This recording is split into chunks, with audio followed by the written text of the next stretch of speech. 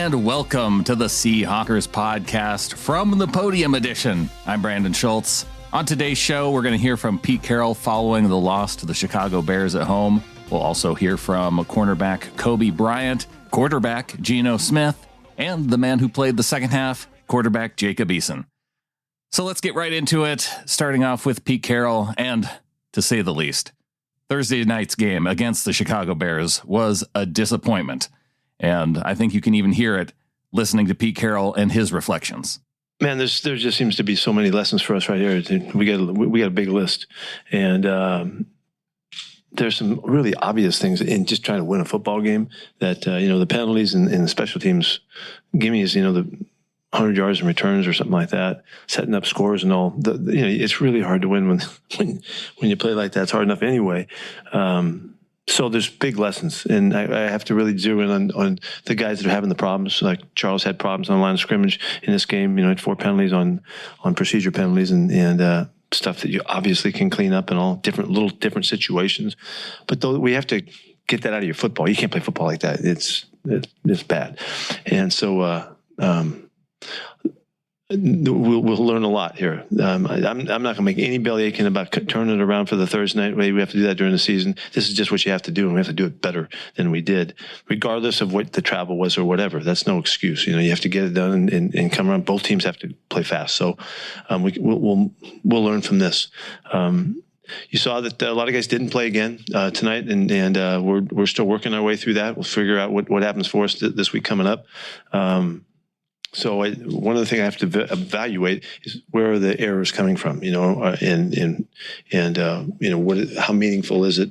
Our leverage on a return game is really bad in the special teams for 2 weeks in a row, and I don't remember us ever looking like that. So there's some things some things in some people there'll be some changes, and we'll make those decisions as we go. We finally have a really cool week. This is a full week for us. We can get prepared and have the good practices and get our work done and really take our time getting through the week and the installation of the game plans and all that.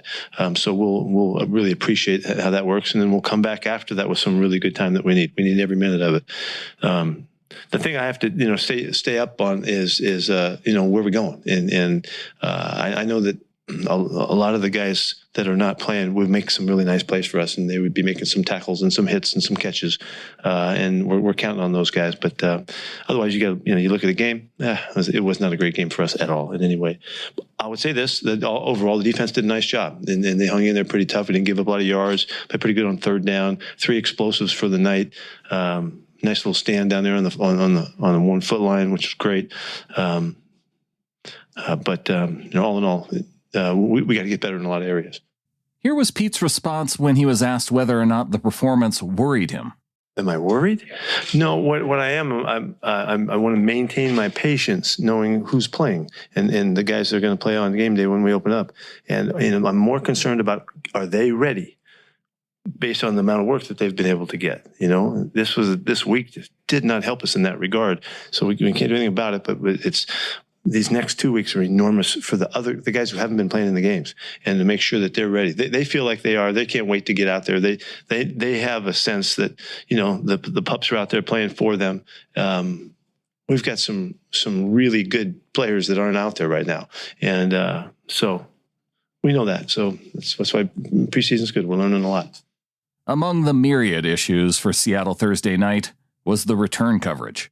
Recognizing that, where they are in the coverage format and where they have to stay to leverage where the ball carrier is in concert with the other guys. We didn't look like we have a clue about how to do that the last 2 weeks. And we've been working at it, but it doesn't show up. So, we got a bunch of guys out there all trying to go make the tackle as opposed to working together. And it's a young bunch of guys. I'm just not used to seeing that happen in our games. It's unfamiliar. So, sometimes it's the guys they got to do it right, and we're spending time on it. We'll spend more time on it. We're not going to, scapegoat on some kid can't make a play or whatever. We got to get them coached up right. That's fundamental stuff. We're not good enough at it yet.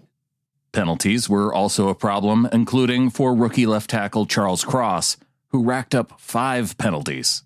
We already talked through it, and each one of them is a different situation. there were different plays. Anyway, so there was, every one of them had its own little storyline to it, and they're not like all the same. But him being comfortable, assessing, the cadence adjustment and the things that we have to do, it's just experience. And so this is not going to be something that bothers him forever. We just got to get it cleaned up and settle him in and make sure each situation he makes the right assessment and does a nice job. This is kind of like the tackling thing.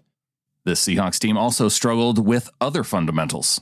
I'm going to check on the tacklers, the guys that are missing them. I think that's the most important thing to me right now. I want to see who's missing tackles and fix that problem. I don't think it's like a epidemic kind of thing. It looked like that last week a little bit, but we got to clean some stuff up with some guys that and if they don't get it right, then they won't be able to be here. We'll get guys that can. The guys that are trying to make this club have got to catch the football for us and make our plays. And it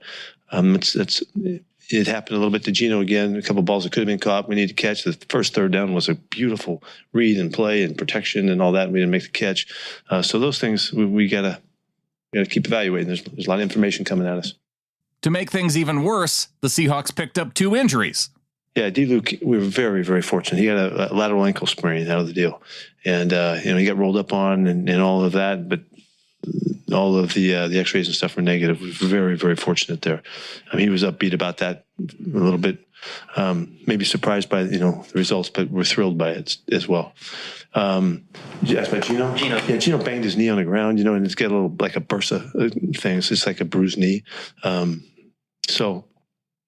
I just Penny Hart was going to go in the game if we needed somebody after, in the second half. Geno still could have gone back in, but we're thinking about him coming back and playing in the third quarter just to get some more plays. It just wasn't the right thing to do. There were a few bright spots, though, including cornerback Coby Bryant. Really aggressive. You can see a difference. He played at a little bit of a different level than some of the other guys, running and hitting. He makes tackles. He's a football player. I think that's we're getting that information on this guy. He's a ball player. Bryant says he is happy to be playing nickel corner. I love nickel. I love corner as well too. I just love competing and then challenging myself. I feel like nickel is a lot more thinking and seeing like 3 and whatever the case may be. And then you get a chance to make a lot of tackles as well too and blitz. So I love nickel. And maybe this new role will help earn Bryant a starting job.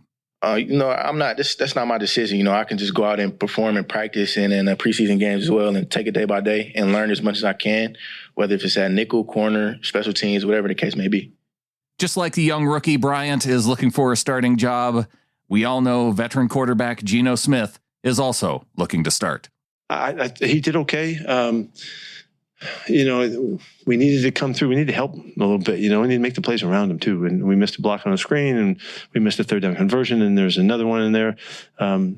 He's running the show well. He's doing okay.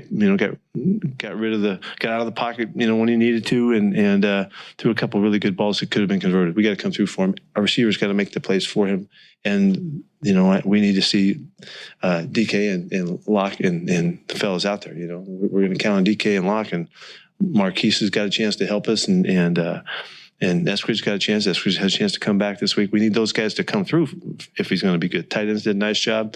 Really big play by Coby tonight. So there's some bright spots. We got to assess the stuff for the guys that are going to be playing when it comes time, in the opener. Here was Geno's reasoning for the offensive struggles. Yeah, I think we, again, just started a little slow. Had some self-inflicted wounds, some things that we can control that really set us back. And that's the, reason for the preseason, for us to get those things out. And so obviously there's a ton of room for improvement and a lot of things that we have to improve on very fast. And so, when I watch the film, I'll be able to give you a better answer. But just from, the feel of it, just some things that were uncanny that we can control that kind of set us back. Of course, Drew Lock did not get the chance to get more tape to be compared with Geno on Thursday night. And Carroll says COVID has not been kind to Drew. Disappointing that he didn't get a chance to play tonight. Now, we had a different plan for this night, and we weren't able to execute. We couldn't do anything about it. That's why I'm still curious to see how he plays with us. Yeah, I am. And he's done enough good things. He's got some real stuff to him and some real exciting ability and playmaking stuff that you all see when he does get his chance eventually, And so just disappointed we didn't get to know some more about it tonight. He's really sick. Yeah, he was sick. Yeah. Well, that was I think it was this morning or something. I talked to him. It hit him pretty hard. With Drew out, it was nice to see Jacob Eason get a chance to put some positive things on tape. Jacob battled out there. He did a nice job and fired up that he got a chance to get a lot of airtime and a lot of situations. And we talked through a lot of stuff as the game was going. It was a really good learning experience for Eason. And so that's really good for him. It was good to see. Let's wrap up this episode with some comments from the Seattle area native, including hearing what it was like to play for his childhood team. It was exciting. Every opportunity for me is huge, and this was a great opportunity, regardless of what the score was, to get in and, play some football again. A lot of situational stuff, a lot of things to clean up, but overall, it was good to get back out there. I mean, it's preseason, but again, it's just, this is where I grew up. This is, my home city, and it's super, unbelievable to step out on the field and but I hear your name being called and playing, in front of the 12s. It's pretty spectacular. So, that's something I'll never forget. It's something I'm going to keep pushing to become a reality, whenever my time does come. So, I never forget about that, never forget where I came from, and, being able to play at a professional level in front of that home crowd is pretty special. Eason was thrust into the position to play more Thursday because of Locke's positive COVID test. Yeah, it was a whirlwind, a bit of a whirlwind. They do a great job in our facility of preparing for a short week. And, over the last 2 years, you never freaking know with COVID. We had a few scares in other places too. So, it was exciting, obviously not for Drew. We love Drew, and, we knew it was his shot to go out there and start today. But, in this situation, it was an opportunity for me to go out there and get some playing time. So, wishing Drew nothing but the best in recovery and good health and all that. But it was a little bit of a whirlwind. I would have liked to have some reps in Tuesday's practice, but that's just how it goes with this bug that's going on. And finally, here is Eason's view of the quarterback competition. I think they're both great competitors. They both have a lot of respect for each other as well. They both can do pretty amazing things with the ball, and both smart, talented, both leaders. So, I'm excited to see how it plays out. And I know both of those guys are going to push it down to the wire, and it'll be a tough decision for Pete to make. So, I'm excited for both of them and to continue to learn and grow in areas that I can, with watching them and seeing them operate and kind of, applying those things to my game. So, happy for both those guys, stoked for them, and wishing the best.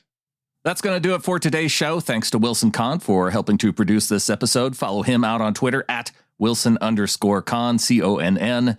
And we're going to be doing an episode of 3 In, 3 Out. Look for that on YouTube, probably Saturday afternoon sometime, and right here in your podcast feed Sunday morning. If you'd like to become a member of the flock to help support the show, to get ad-free episodes, join our Discord or our Facebook Ring of Honor group.